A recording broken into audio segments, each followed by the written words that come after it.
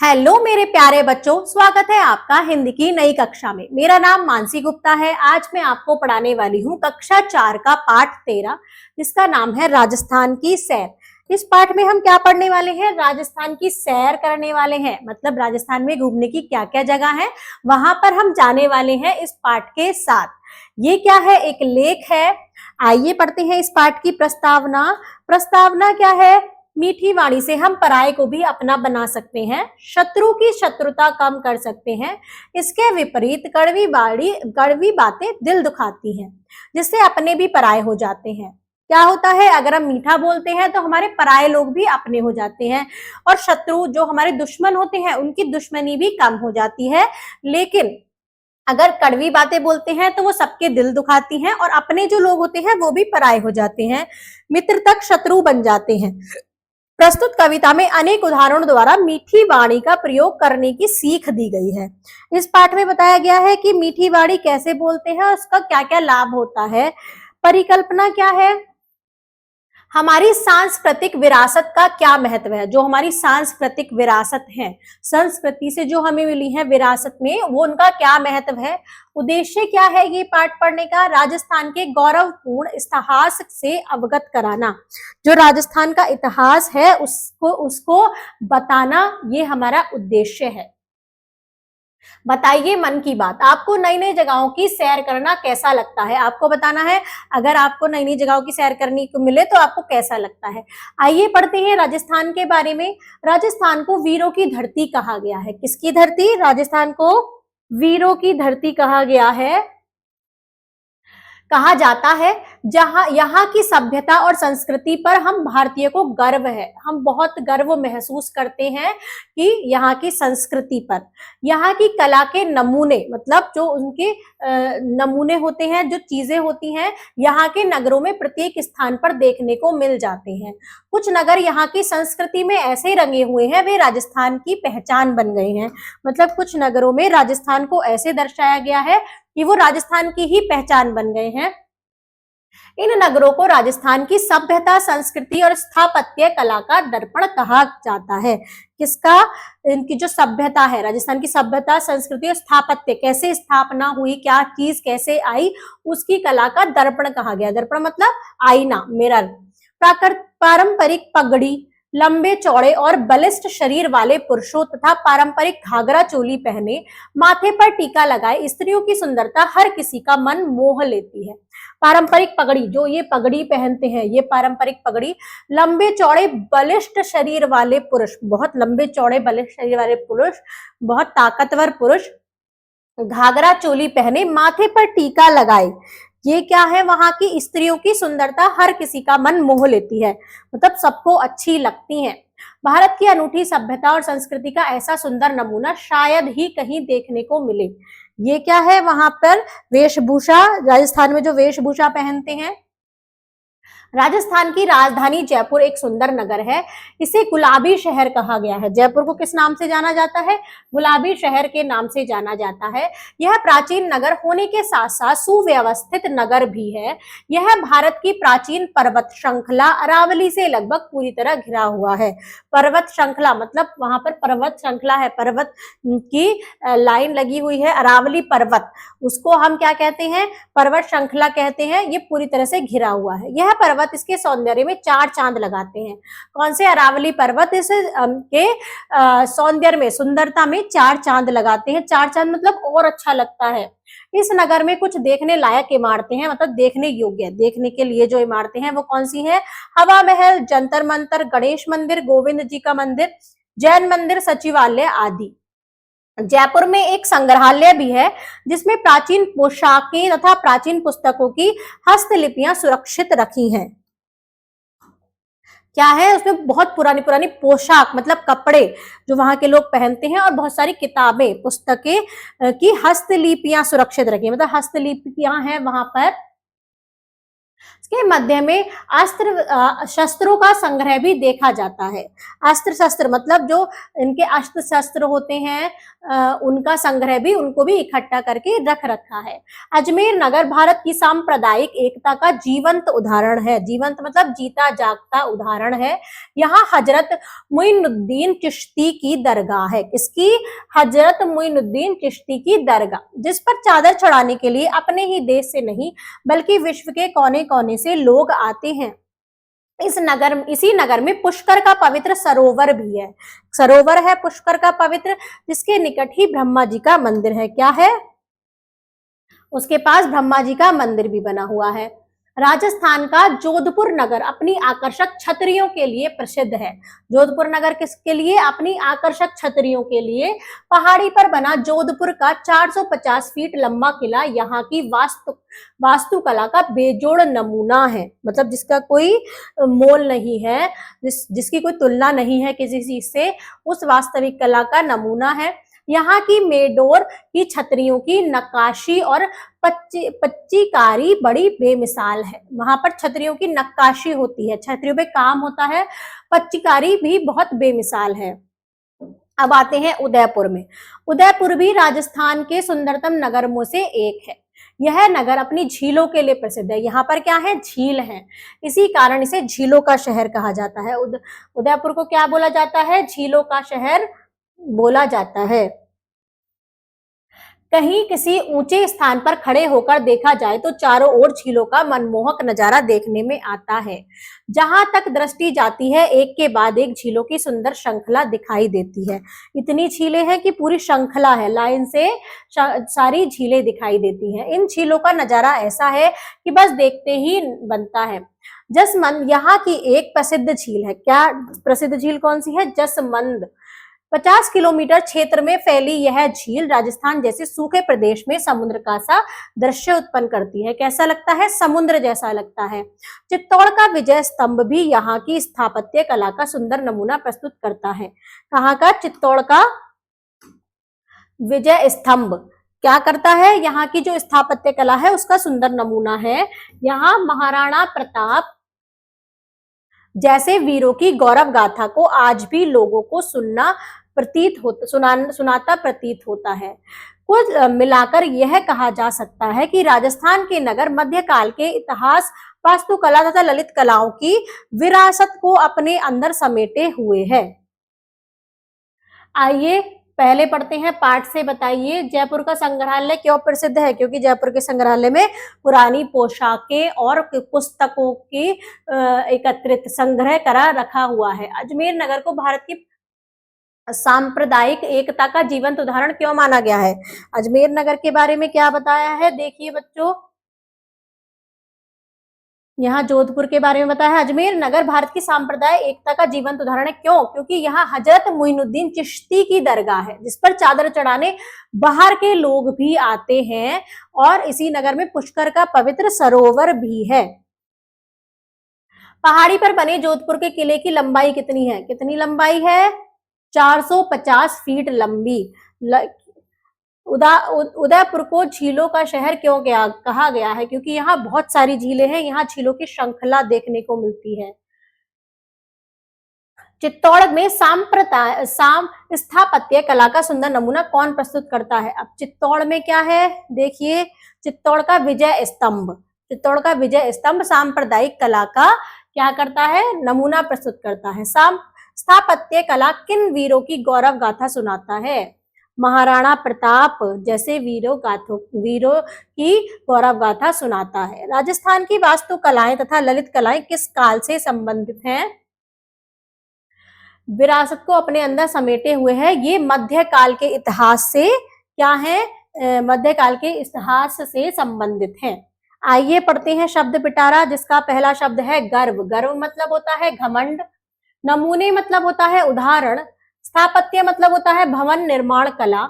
श्रृंखला मतलब होता है श्रेणी। लायक मतलब होता है योग्य। जीवंत मतलब होता है जीता जागता या सजीव।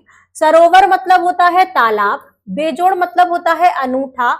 विरासत मतलब होता है धरोहर। चार चांद लगना मतलब होता है शोभा बढ़ाना। आइए बच्चों, अब करते हैं इस पाठ के अभ्यास प्रश्न, जिसमें लिखित प्रश्न है। निम्नलिखित प्रश्नों के उत्तर दीजिए। राजस्थान का सांस्कृतिक महत्व बताइए। राजस्थान का सांस्कृतिक महत्व बताना है। राजस्थान को वीरों की धरती कहा गया है। यहाँ की सभ्यता और संस्कृति पर हम भारतीयों को गर्व है। यहाँ की कला के नमूने यहाँ के नगरों में प्रत्येक स्थान पर देखने को मिल जाते हैं। कुछ नगर यहाँ की संस्कृति में ऐसे रंगे हुए हैं, वे राजस्थान की पहचान बन गए हैं। इन नगरों को राजस्थान की सभ्यता, संस्कृति और स्थापत्य कला का दर्शन कहा जाता है। तो इसका उत्तर हम यहाँ से लिख सकते हैं। राजस्थान को वीरों की धरती कहा गया है।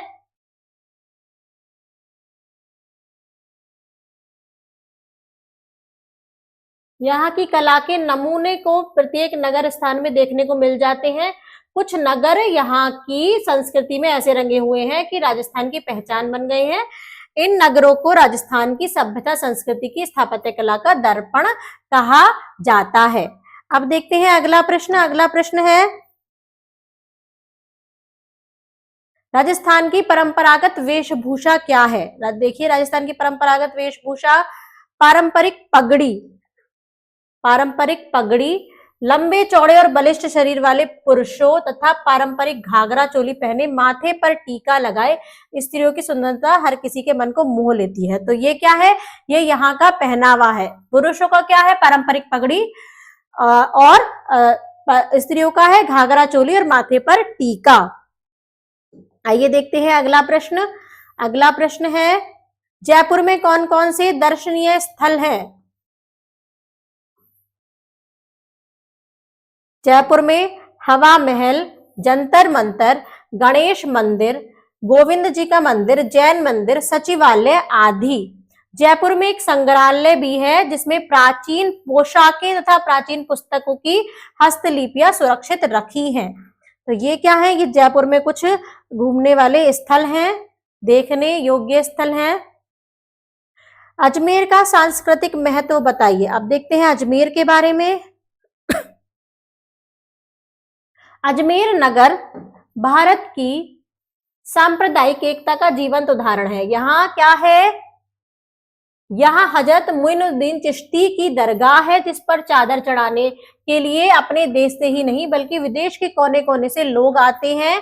इसी नगर में क्या लगता है? पुष्कर का पवित्र सरोवर भी है। इस नगर में पुष्कर का पवित्र सरोवर भी है, जिसके निकट ही ब्रह्मा जी का मंदिर है। ये इसका उत्तर है। आइए देखते हैं अगला प्रश्न। अगला प्रश्न है, विजय स्तंभ से जुड़ा इतिहास लिखिए। विजय स्तंभ,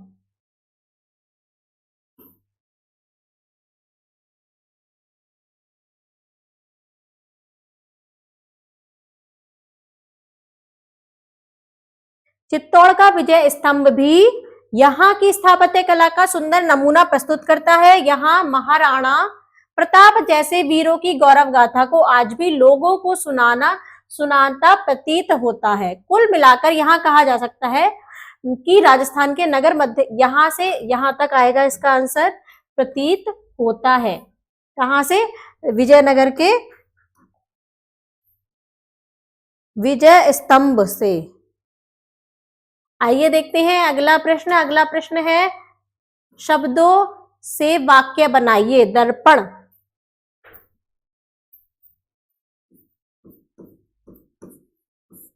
ये नगर राजस्थान की सुंदरता का क्या है? दर्पण है। सुंदरता,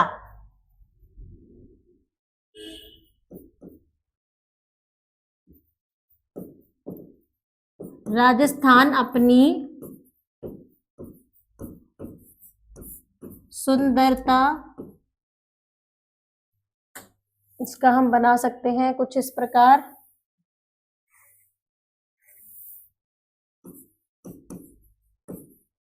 राजस्थान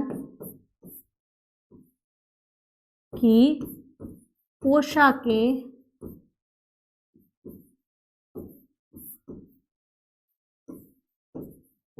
वहाँ की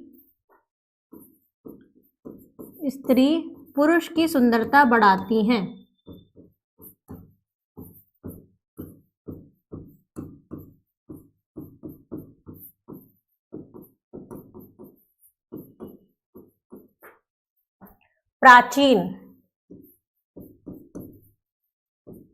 प्राचीन समय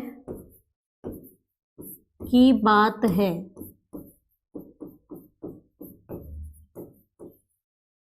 आकर्षण, कुछ नगर आकर्षण के केंद्र हैं।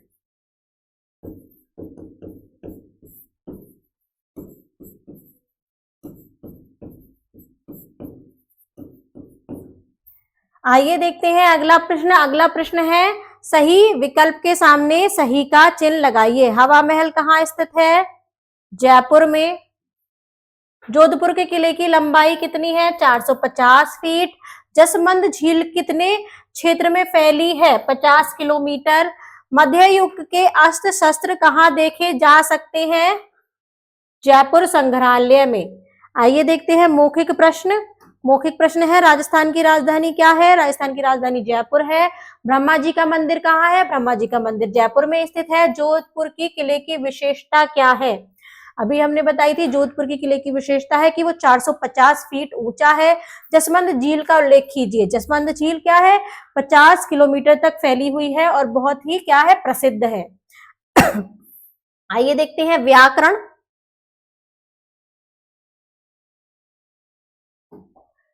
व्याकरण में विलोम शब्द लिखिए। धरती, आकाश, प्राचीन, नवीन, एकता, अनेकता, आकर्षण,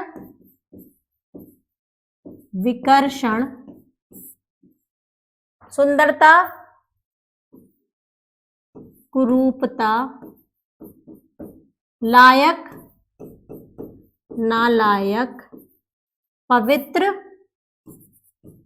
अपवित्र, विजय, पराजय। भाववाचक संज्ञा बनाकर उनका वाक्यों में प्रयोग कीजिए। सभ्य, सभ्यता, हमारी भारतीय सभ्य, हमें भारतीय सभ्यता पर गर्व है। सुंदर, सुंदरता,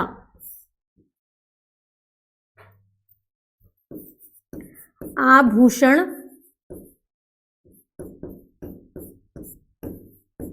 स्त्रियों की सुंदरता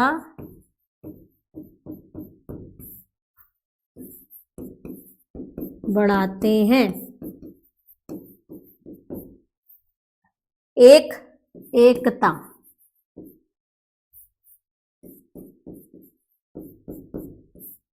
अनेकता में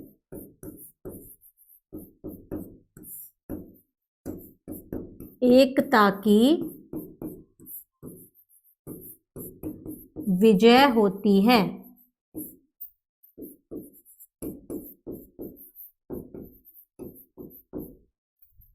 पवित्र, पवित्रता,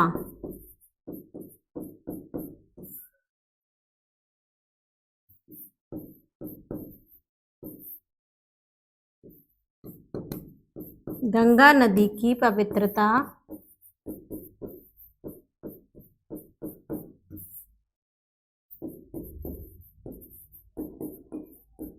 विचलित है। लंबा, लंबाई, किले की लंबाई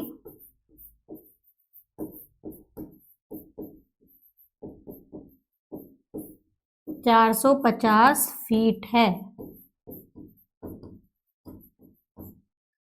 वीर, वीरता, वीरता की गाथा गाई जाती है।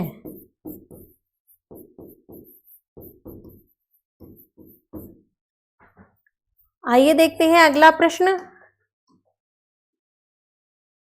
अगला प्रश्न है कल्पना की कलम से, आप अपने देश की किस विशेषता पर सबसे अधिक गर्व करते हैं और क्यों? आपको बताना है आपके देश की क्या विशेषता है जिस पे आपको गर्व है और क्यों है। रचनात्मक गतिविधियां, पर्यटन तथा पर्यटन स्थलों का महत्व बताते हुए एक अनुच्छेद लिखिए। पर्यटन स्थलों के तथा ऐतिहासिक स्थलों पर प्रतिदिन अनेक पर्यटक आते हैं। उनमें से कुछ पर्यटक स्मारकों अथवा स्थलों को गंदा या कुरूप बनाते हैं। वे उनका महत्व पहचाने बिना ही ऐसा करते हैं। आप ऐसे पर्यटकों को क्या सुझाव देना चाहेंगे जो गंदगी फैलाते हैं, उन्हें देखने आते हैं और वहां पर गंदगी फैलाते हैं? तो आप उनसे क्या कहेंगे, आपको बताना है। इस पाठ के आधार पर राजस्थान की सांस्कृतिक विशेषताओं का वर्णन करते हुए एक सुंदर अनुच्छेद लिखिए तथा उसे उचित शीर्षक दीजिए। आपको सांस्कृतिक विशेषताओं का वर्णन करते हुए एक अनुच्छेद लिखना है और उसको शीर्षक भी देना है, उसका नाम देना है। सूझबूझ से बताना है पर्यटन स्थलों को साफ स्वच्छ बनाए रखना क्यों अनिवार्य है? क्योंकि ये हमारी सांस्कृतिक धरोहर है और ये हमें अपने आगे भी ऐसे ही बनाए रखनी है, तो इनको साफ स्वच्छ बनाना बहुत जरूरी है। जीवन मूल्य है, बच्चों भले ही राजस्थान का अधिकांश हिस्सा मरुभूमि हो, तथापि इस प्रांत के लोग अपनी मेहनत, सूझबूझ तथा दृढ़ आत्मविश्वास के बल पर सुखपूर्वक रहते पाए जाते हैं। राजस्थान वीर राजपूतों की कर्म स्थली रहा है तथा इससे अनेक गौरवपूर्ण गाथाएं जुड़ी हुई हैं। राजस्थान के वीर और वीरांगनाएं सदैव से ही अपनी वीरता, त्याग और साहस के लिए विख्यात रहे हैं। मातृभूमि पर मर मिटने वाले इन वीर वीरांगनाओं से हमें वीरता, साहस, त्याग तथा राष्ट्र प्रेम के गुण ग्रहण करने चाहिए। कड़ी जोड़ों में देखिए, 19वीं शताब्दी में अफगान हमलावरों ने स्वर्ण मंदिर को पूरी तरह नष्ट कर दिया था।